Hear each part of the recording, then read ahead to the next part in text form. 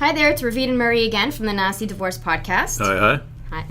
To remind you, we are not lawyers, we're not therapists, we're two divorced parents on a mission to demystify nasty divorces. We're trying to understand how and why nasty divorces are becoming an epidemic and discuss problems we see in today's divorces along with provide solutions. And are there problems? Oh boy, are there ever. Oh man, but can I do something first of all? You've written a book. Sure. Unwanted Nasty Divorces. What motivated you to write this book?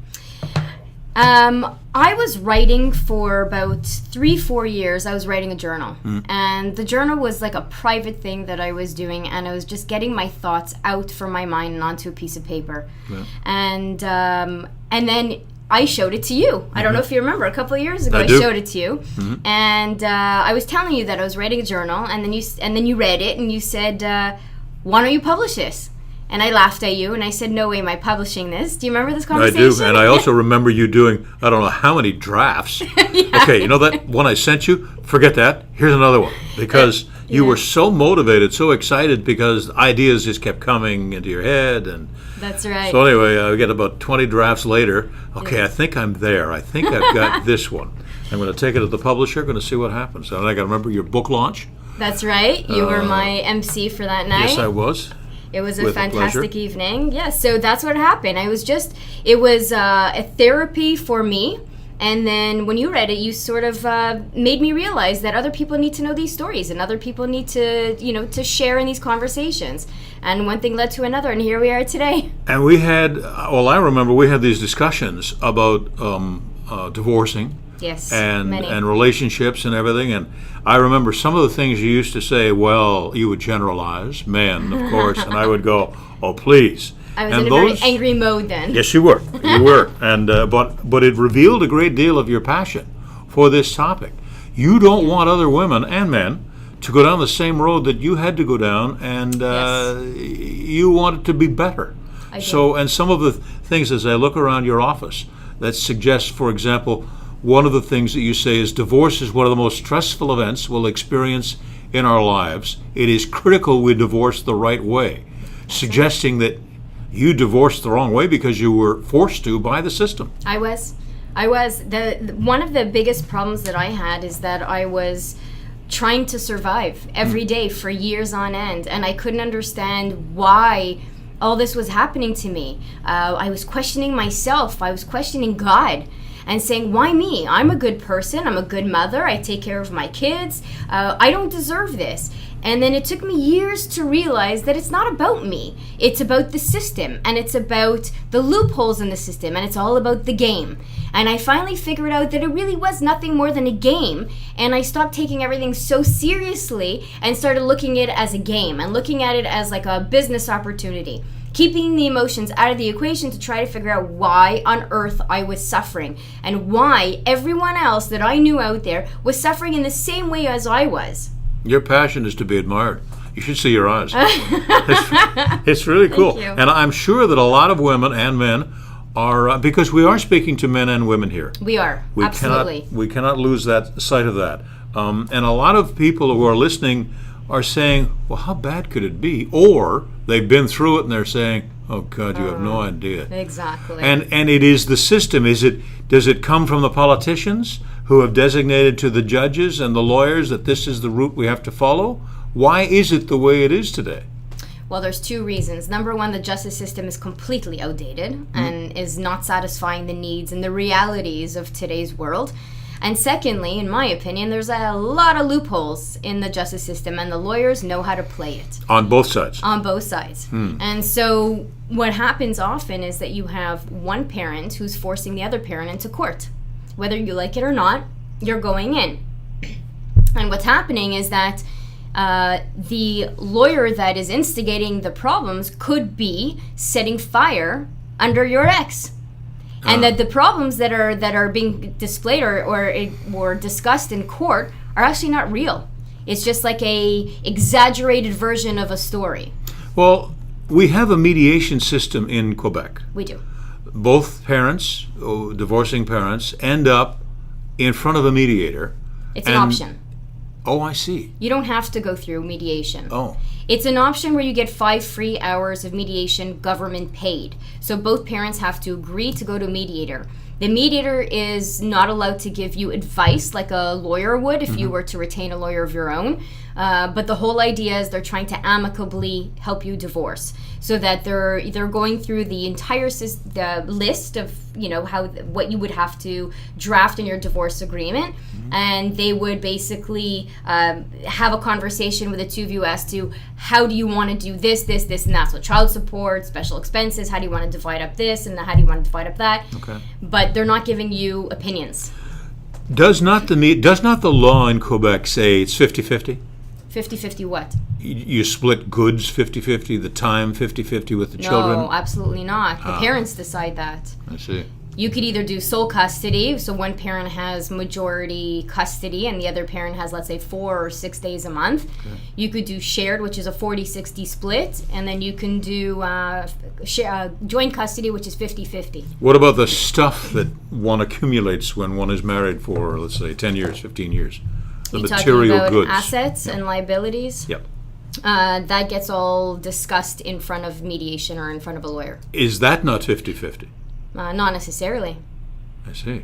And I don't really want to discuss the legal side because this show is really not on the legal side. This show is really more about trying to figure out why there's such an epidemic out there of nasty divorces. There's a Quebec divorce rate of 60%, which is insane. Each one of us knows at least one person who's been divorced, and it's only getting worse. Now, to challenge you a bit, if I might. Sure. All right, I know it's your book. But you say you don't want to talk about that because that's a legal thing. Yes. But from a guy's standpoint, that's my stuff. That's my stuff.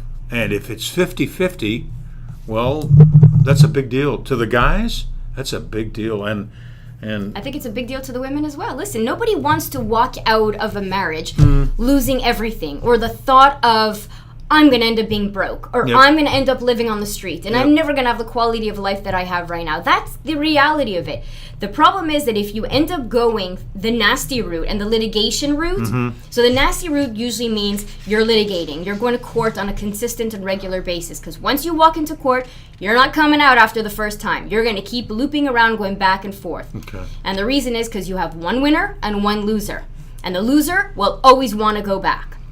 Okay? So if you're going the right way, which is going to divorce amicably, you can have the discussion as to how you could start splitting things in a fair way. You go the nasty route, and you wait for a judge to decide, you have zero control over what happens in your file. Do you think that the reason that, let me say it another way, I think the reason that there is a problem is because when a divorce happens, one person in that relationship wants to divorce more than the other person. Yes. The other person can say, I can work this out.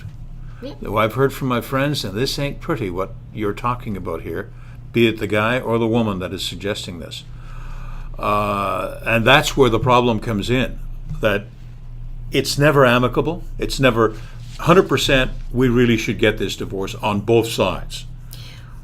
I don't think that the decision is amicable in the sense that both parties are majority of the cases deciding together to divorce. Yep. But the way they divorce should be a joint decision between the two of them. The question is, do they want to spend, let's say, $100,000 in courts? Ouch. Or, that's nothing. Or do they want to spend a couple $1,000s and keep the other $95,000 in their pockets and be able to still live that quality of life that they were used to, and be able to save for their future and also give that money to their kids? So that's what they should really worry about. It's not really just the assets. It's what's going to happen with the assets. Let's say I decide, you and I divorce, and we decide to split 50-50. We're each getting $10,000 out of it. Okay. If we end up litigating, we're both going to be at a loss of that $10,000 and then some. And that's what ends up happening, is that people don't think about that. So there is a proper way to divorce. Absolutely. And you say you've got some of the answers to lead people to that. I do have the answers. The part of the book was not just my story. This is not a I hate my ex-husband kind of story. That really wasn't the purpose. I'd spoken to hundreds of divorced mothers and fathers to try to figure out what was keeping them up at night, what was bothering them most. And then I figured out the patterns. That there are certain patterns, there's a certain way of divorcing that leads parents to the exact same place. So it didn't matter where they started off from, how much money they earned, where are they originally from, where do they live, what do they earn. The bottom line was that once they went the litigation route, everyone ended up suffering. Everybody lost a whole load of money. And I've even heard of people losing $200,000 in litigation. Jeez. And still didn't finish at the end. Oh. Exactly. So maybe 5-6 years of litigating, and they are the worst arch enemies you've ever seen in your life. You can't even put them in the same building together. Mm-hmm. And there's, and then there were stories of people who really divorced amicably. And what is amicably? They signed a divorce agreement on a napkin. You know why? Because they decided either A, to save their money, or B, they didn't have any assets to divide. They just had to decide on child support, and there was no reason to fight because there was no assets to fight over. When you've got all of this in front of a judge, does the judge not sit there? He may be a married guy himself. He may be having his own, or she may be having their own struggle. Do they not see the human element and say, you people are being ridiculous? I wish they did. Do they have the authority to stop the whole thing and say, hey? I think at a certain point they can, and they can ask for a settlement conference. But the problem is that the reason why people are repeatedly going back to court is because everyone has a right to be heard in court. So if you're going to court and you're making up a whole cockamamie story about whatever, you have the right to be heard. Whether it's false, whether it's true, there's no triage system here in Canada. We have a couple of flaws with our system. So there A is the triage system, 2, there's no debtor's prison. So that means that if I owe you child support and I don't pay you, if we lived in the States, I'd go to jail. If we live in Canada, nothing happens to you. Right? So you would take me to court because I owe you money, and I would make up any story possible why I haven't given you that money. And the judge would go and say, okay, now it's time that you have to give him the money. Okay, I have a judgment that says I have to give him the money. All right, I still don't pay you. And so then I'm forcing you again to go back to court, go back to the judge and say, now she's in default. There's a judgment. That's the second time now she hasn't paid me yet. And the judge could say, okay, you're in contempt of court and you have to pay X fees to court, not to the other person, and you still have to pay. Okay, I'll pay a contempt of court charge. Still don't pay. So what are you going to do? You're going to give up at a certain point. That's the problem. We've just given you a peek at what Nasty Divorces is all about. I'm Marie Sherriffs. That was Ravit Rose. She's written a book, Unwanted Nasty Divorces. You can pick that up. Where can you pick up? At Amazon or through me if you happen to know me. Oh, good. Or on my website, ravitrose.com. And this was Podcast 1. We shall be back.